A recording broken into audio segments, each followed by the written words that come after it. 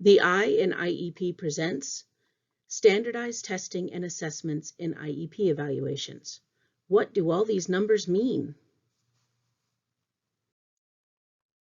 Have you ever been at an IEP meeting and heard someone saying a bunch of numbers and been confused by what they mean?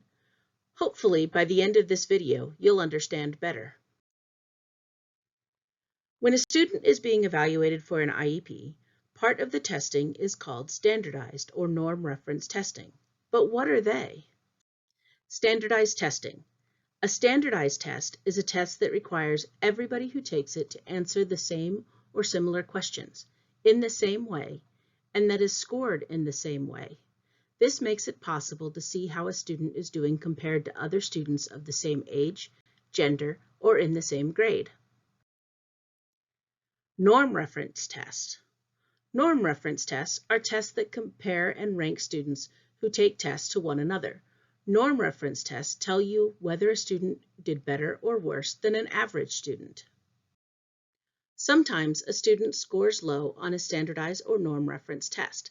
That's okay. It just means the student may think differently or need to be taught differently than other students. Everybody learns differently than everybody else. That's part of what makes us ourselves. That's also why these tests are part of the evaluation process for an IEP, to tell the team where a student may need help. The bell curve. A bell curve is a way to show in a picture how a group of students are expected to perform on a test.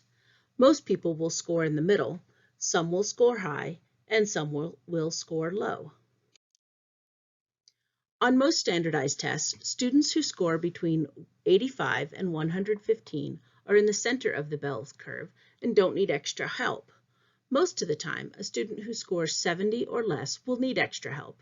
This is often referred to as the second percentile, or 2 standard deviations below the norm. Percentile is not the same thing as percent. On a standardized test, 50th percentile is average. Most students score 50th percentile. Some people who score higher than second percentile still need extra help. What should the IEP team do with these numbers? Test scores tell the IEP team where a student may need extra help. For example, if a student scores low in reading, the IEP team may write a goal to help the student with reading. Test scores aren't the only thing that the IEP team should think about. The team should also think about how the student is in class. Most importantly, the IEP team should listen to the student. For more information about standardized tests, scores, and how they help an IEP team make decisions, please see the links in the description of this video.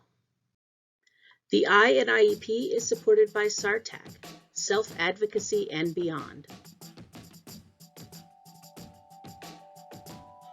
This project is supported by the ARC Pikes Peak region.